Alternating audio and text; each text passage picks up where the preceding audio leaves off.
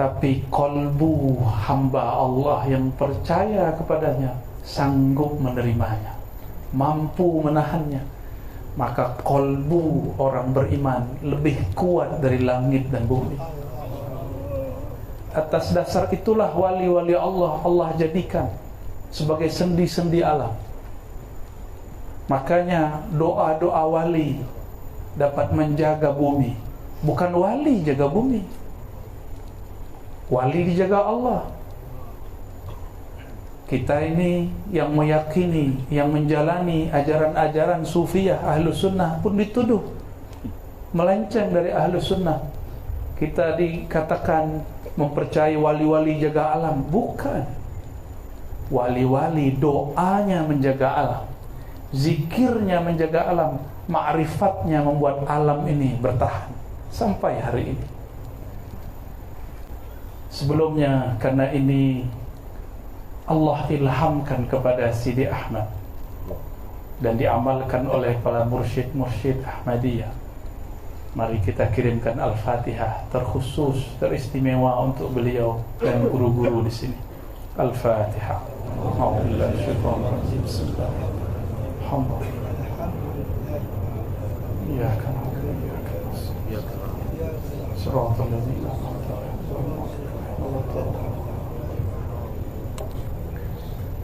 Ulama-ulama thariqah itu ada yang Allah tanam ma'rifat dalam dirinya lalu dikunci. Ada yang diizinkan untuk membuka, ada yang diizinkan untuk menyebarkannya.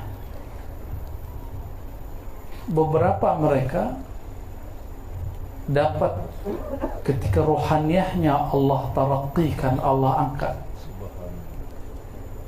sampailah ia berpindah dari alamul mulki yang disebut oleh sahabat saya tadi. Alamul mulk ini disebut alamul mulk, alam nyata, alam hawas yang dapat dihukum dengan pandangan fisik, hissi.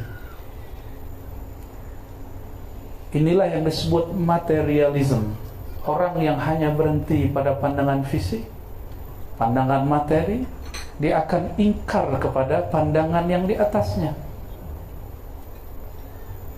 Di atas mulki ada malakut, alamnya para malaikat. Disitulah taman-taman zikir. Jika ada orang ruhnya Allah angkat ke alam ini, Allah tarakkikan ke alam ini, maka dia akan mendengar tasbih-tasbih malaikat, tasbih-tasbih pohon, tasbihnya hewan, laut, semuanya. Tetapi zikir-zikir ini masih umum. Inilah yang sudah kita amalkan hari-hari. Jika beruntung dia bertemu mursyid yang kamil, mukammil, Allah angkat lagi rohnya sampai kepada alam yang disebut alam Jabarut. Jabar berarti kekuasaan, alam kekuasaan mutlak Allah Subhanahu wa taala. Di sanalah Allah taala menciptakan kerajaan-kerajaan ma'rifat. Disitulah para anbiya, mursalin dan aulia, dan kibar malaikat, malaikat-malaikat yang disebut illiyin, di atas muqarrabin. Di alam Jabarut itulah tersimpan ma'arif, ma'rifat. Ada wali Allah angkat ruhnya, bukan jasadnya.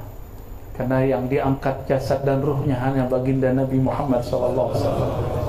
Mungkin juga Imam Mahdi, wallahu a'lam. Kita belum tahu hakikatnya.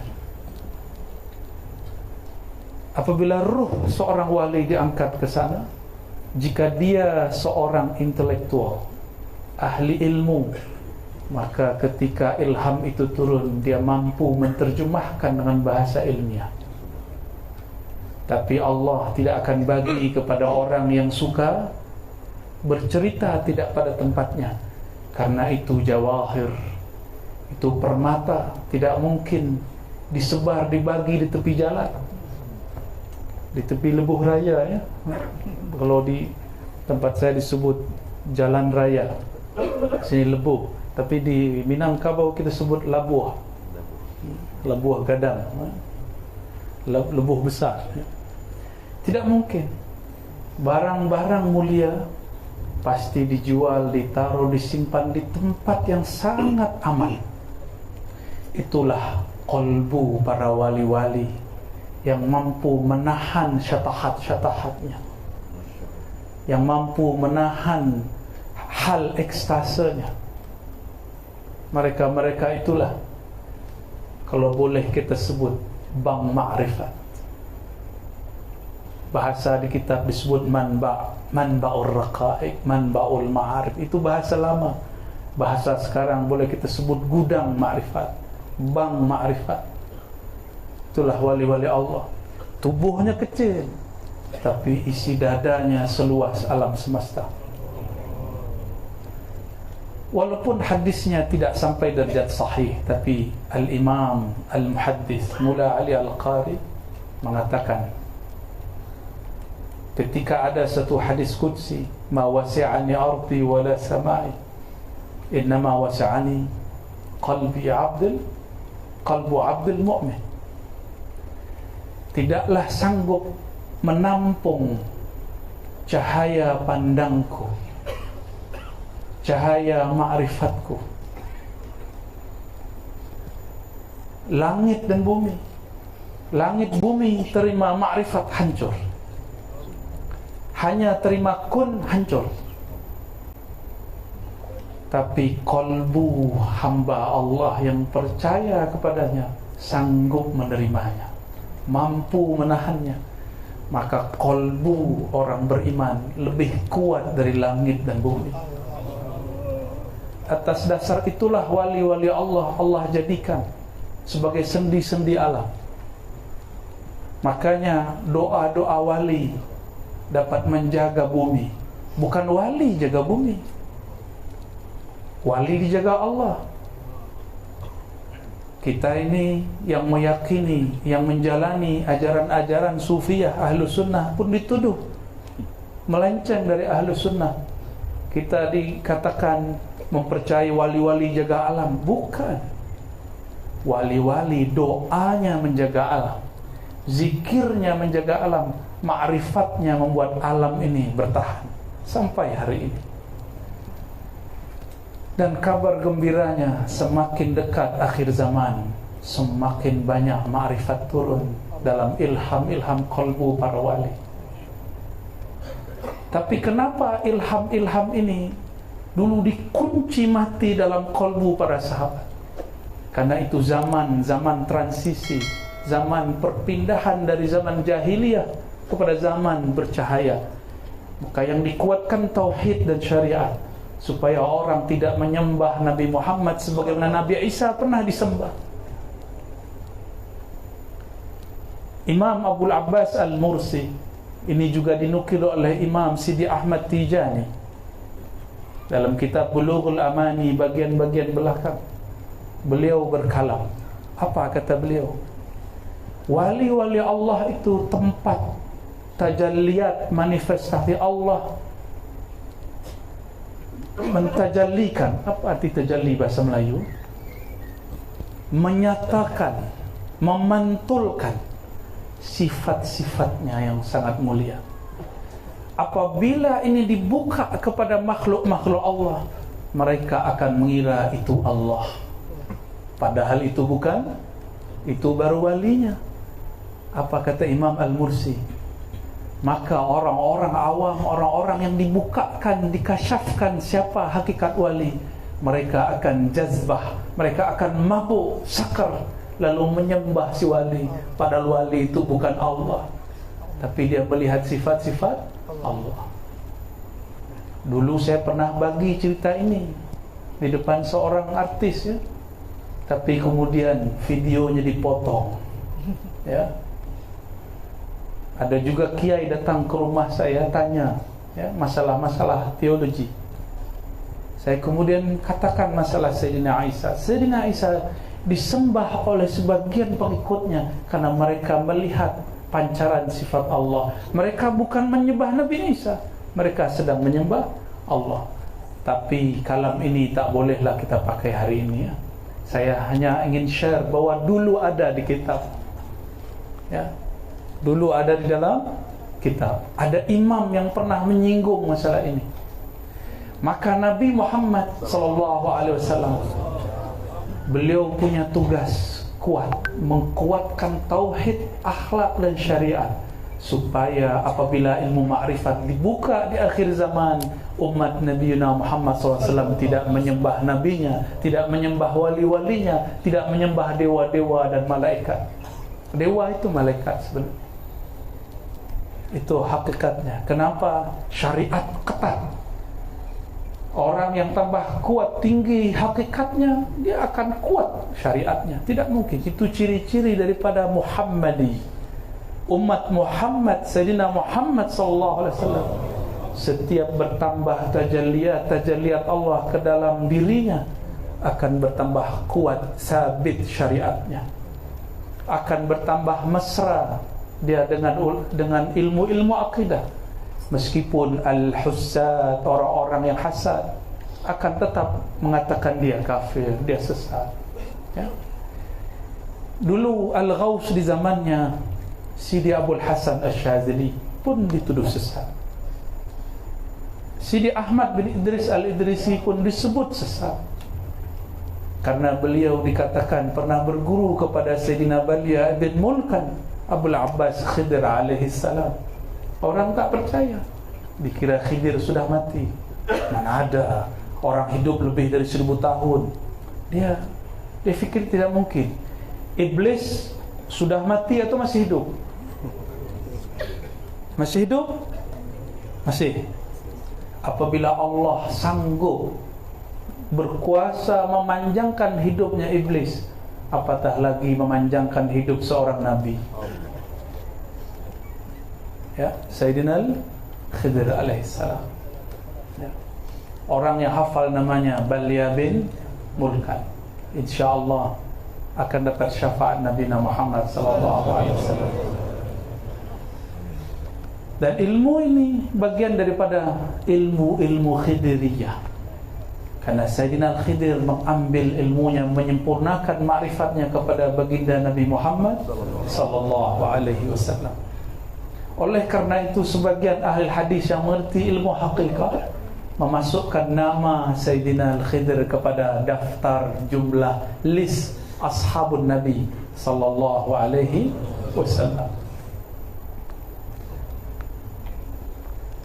Di saat seorang wali diangkat ruhaniyahnya sampai ke alam jabarut, jika dia turun, dia bercerita ma'rifat, jadilah kitab Hikam Ibn Athaillah. Jika dia naik lagi terus ke alam lahut, lahut itu artinya ketuhanan, tapi di alam itu yang dicerita hanya Muhammad Ahmad sallallahu alaihi wasallam. Jadi isi alam itu hanya cerita tentang awsaf al-Muhammadiyah, sifat-sifat hakikat Nabi Muhammad sallallahu alaihi wasallam. Tapi dia bernama Lahutiyah. Lahut. Nanti ada lagi alam di atasnya, saya tak boleh cerita ya. Kita bolehlah baca ya, Tuan Guru. Bismillahirrahmanirrahim. Bistur ya Sayyidi Rasul. Beliau diilhamkan Allah Subhanahu wa taala satu salawat panjang sekali, kita baca sesanggupnya ya. Takut saya tak kuat melanjutkan. Allahumma salli ala aini bahril haqa'iqil wujudiyatil mutlaqatil lahutiyah. Ya Allah, salli, limpahkanlah kasih sayang, ala, terhadap, aini. Ain dapat berarti sumber, dapat juga berarti mata air. Ain juga berarti mata ini, tapi di sini ini bahasa majazi. Ain bahri, sumber lautan haqa'iq al-wujudiyah, sumber daripada lautan hakikat wujud, al-mutlaqah, Al-lahutiyah, yang mutlak, yang tak terikat dengan materi, itu disebut mutlak. Tidak terikat dengan alamul mulk, dengan jasad ini, dengan bumi dan langit. Disebut dengan wujud mutlak. Wujud apa? Ya. Gimana? Berat tak? InsyaAllah mudah ya Allah. Allah mayassir. Al-lahutiyah. Ini penciriannya. Berarti ini solawat beliau download dari Play Store. Al-lahutiyah. Ya. Ini analog saja. Kalau hendak download, tahu download ya? Unduh. Kalau hendak munduh, bukan munduh jambu, bukan. Ini munduh ma'rifat al-Muhammadi. Harus ada alatnya. Kalau sekarang ada smartphone, smartphone-nya harus hidup, harus ada card-nya. Apa rasid indakum? Rasid. Rasid pulsa. Pulsa. Topam. Nah, topam. Biar sama nih bahasanya. Harus ada di kreditnya. Sudah ada semua. Harus ada alamat, nama emailnya. Sahih? Ya. Itulah nama walayah. Setiap wali menyimpan di qalbunya nama kewalian. Nama kewalian itu nama kehambaan. Ada fulan Abdul Latif, ada Abdul Rahman, ada Abdul Jalil, ada abad. Itu namanya abad. Ism walayah. Ism. Kita ini, nama mana yang paling berkesan di dalam qalbu, maka kita bisa masuk melalui pintu itu. Semua nama itu, semua nama-nama disebut asma, al-asma'ul husna. Tapi dia hanya 99. Allah punya nama tak terbatas. Tapi 99 ini punya jami', ism jami'. Oleh sebagian ulama disebut ismul jalalah, sebagian menyebut ismul zat. Tapi ini baru zatul asma'. Belum nama zat-zatnya. Masih ada lagi nama di balik nama, rahasia di balik rahasia. Jika hanya Allah saja nama, tidak ada rahasia. Semua orang juga tahu. Yahudi dahulu, Yahudi ahli kitab juga sudah tahu nama Allah. Allahumma, Elohim, Allah, sama. Ada nama di balik nama. Tapi lafaz alif lam lam ha, Allah, itu mencakup semua 99 nama. Apabila kita menyebut di dalam kalbu Allah, Allah, Allah, maka nama itu akan mencakup semua al-asma'ul husna. Tidak usah fikirkan orang yang membid'ahkannya. Karena jika fikiran ini berjalan, dia menjadi hijab kalbu. Inilah asbab kenapa murid tidak pernah dapat natijah hasil ketika berzikir. Karena fikirnya masih banyak soal, soal jawab. Bid'ah tak. Orang sudah zikir, orang sudah mabuk, orang sudah fana, dia masih jidal di kepalanya. Ya. Asif. Ya. Kasihan. Baik. Jadi lafaz-lafaz begini, ini di-download, diunduh ruhnya dari dimensi alam bernama alam lahutiyah, alam lahut. Di situ ada asrar al-Muhammadiyah, rahasia-rahasia Nabi Muhammad sallallahu alaihi wasallam. Kita ambil semua ilmu para ulama, walaupun thariqah kita thariqah A, thariqah B, ilmu para wali sumbernya sama. Sebagaimana kita percaya semua nabi, kita pun tasdik kepada semua wali. Ya, maka jika ada wali buka satu makrifat, kita ambil. Jika ada wali buka hikmah, walaupun dia Syazili, kita Naqsyabandi, kita ambil. Kita Syazili, ada orang buka rahasia, dia thariqah Ahmadi, kita ambil. Jangan batasi diri. Itu hijab, ya? Itu hijab. buka kalbunya. Saya tak mau dengarlah itu, tarekohnya lain dengan saya. Rahmat Allah luas. Jangan seperti Arab Badui. Allah maghfir li wa Muhammadan wa la taghfir siwana. La wa taghfir ahadan siwana. Ya Allah, ampuni saya dan Muhammad saja. Jangan ampunkan selain kami berdua. Itu Arab Badui. Tahu Arab Badui? Arab kampung, pelosok dusun. Ya. Dia hanya menganggap dirinya yang paling mulia. Kita tidak boleh begitu. Rahmat Allah luas. Selama ni tuan-tuan merasa mulia dari sampingnya, makrifat tak bisa masuk.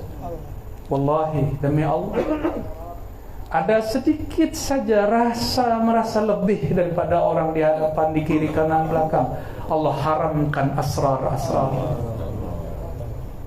Itulah sebabnya kenapa saya setiap kali mau assalamualaikum, saya istighfar dulu. Saya minta ampun dulu kalau ada bersitan itu, ada lintasan itu. Ada lintasan itu. Minta izin dulu kepada Allah, kepada Rasulullah, kepada awliya-awliya Allah. Wabil khusus sahib salawat, ya. Apalagi kepada yang disalawatkan baginda Nabi Muhammad sallallahu alaihi wasallam. Jadi Nabi Muhammad itu disebut aini bahril haqa'iq al-wujudiyah, sumber lautan wujud. Apa maksudnya? Semua wujud bersumber darinya.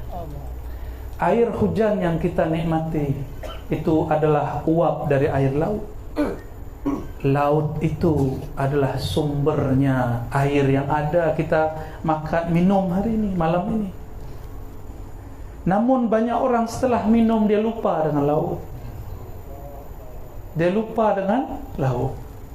Baju ini dari kapas, ya, ini dari kapas ataupun plastik. Tapi setelah pakai baju rancak, indah, cantik, orang lupa bahwa baju ini dari kapas. Faham analog ini? Faham? Kias ini faham? Maka salawat ini ingin memulangkan ingatan kita, zikrayat kita, supaya kita ingat kepada kampung asli kita. Sidi Syekh Abdul Qadir Jilani Al-Qutub Ar-Rabbani menyebutnya Al-Watan Al-Asli. Jadi dalam bahasa Sidi Ahmad, aini bahril haqa'iq al-wujudiyah. Dalam bahasa Sidi Syekh Abdul Qadir Jilani disebut Al-Watan Al-Asli, kampung asal. Kampung asal kita itulah dalam bahasa lainnya disebut Nur Muhammad sallallahu alaihi wasallam. Wa manba'ir raqa'iq al-latifatil muqayyadatin nasutiyah. Manba' ini kalau diterjemah bahasa Melayu apa ya? Sumber. Ya. Dia sama dengan ain, tapi ini untuk istilah sesuatu yang mesti digali dulu. Jika dia digali keluar, disebutlah dia manba. Saya tak tahu ibaratnya di sini. Tempat terbit lah, ya. Manba, tempat terbit, tempat muncul kalau kami sebutnya. Tempat dia zuhur. Wa manba boleh juga disebut sumber raqa'iq al-latifah, kelembutan, kehalusan, al-muqayyadatin nasutiyah, yang sifat lembut itu dilekatkan, dikaitkan kepada sifat-sifat kemanusiaan yang bernama Muhammad bin Abdullah. Itu maksudnya. Yang pertama bernama Ahmad. Jadi ain bahril haqa'iq huwa Ahmad. Manba'ir raqa'iq al-latifah huwa Muhammad. Huwa. Tapi Ahmad lahut, Muhammad nasut.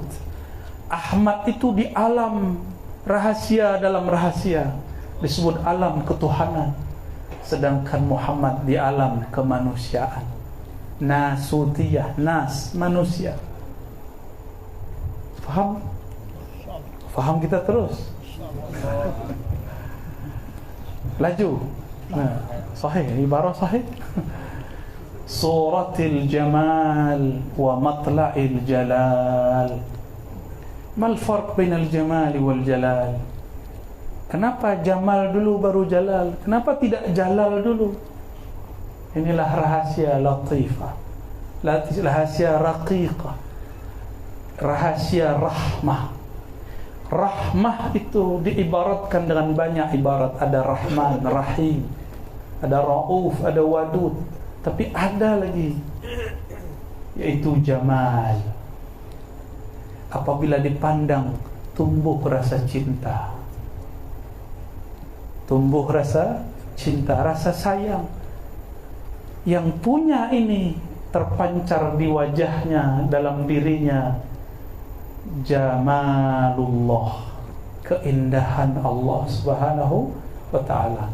Maka adalah satu nasyid, ya, satu syair, ya Jamalu, ya Jamalu, wahai yang memancarkan indahnya Allah Subhanahu wa ta'ala. Kenapa ini diungkap? Karena tidak ada yang dapat bayangkan Allah. Ada yang ingat masa pertemuan dengan Allah dulu? Ada yang angkat tangan? Saya jadi muridnya langsung. Sila yang angkat tangan. Kalau ada yang ingat masa dia bertemu Allah. Orang ini bukan orang sembarang. Ya. Siapa yang ingat? Wali pun kadang lupa. Dia ingat ketika disebut nama baginda Nabi Muhammad SAW. Tapi ingat tanpa ingat, saya tak tahulah ibaratnya. Dia menangis tapi tidak tahu apa sebab dia menangis. Kalau tuan-tuan merantau jauh, datanglah hari raya Lebaran, ya, hari raya Idul Fitri.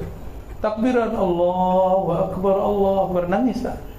Jauh dari kampung, nangis karena jauh dari kampung. Allahu Akbar, teringat masa dulu belia, masa muda. Betul? Apabila orang ini sudah masuk kepada alam ma'rifat, disebut nama Nabi Muhammad, dia teringat, ruhnya ingat, fikirnya tidak ingat. Maka yang dapat mengingat itu tidak hanya akal. Maka orang-orang yang doktor, yang master, yang profesor, yang ahli akal, ahli jidal, ahli debat, jangan fikirkan bab ini. Kenapa orang fatwakan salawat ini sesat? Karena dia fikirkan, akal dia tak sampai. Tapi jika dia rasa dengan ruhnya, dia akan bergetar. Maka ada orang kemudian, ya, yasih, ya, bersuara tinggi karena jeritan itu.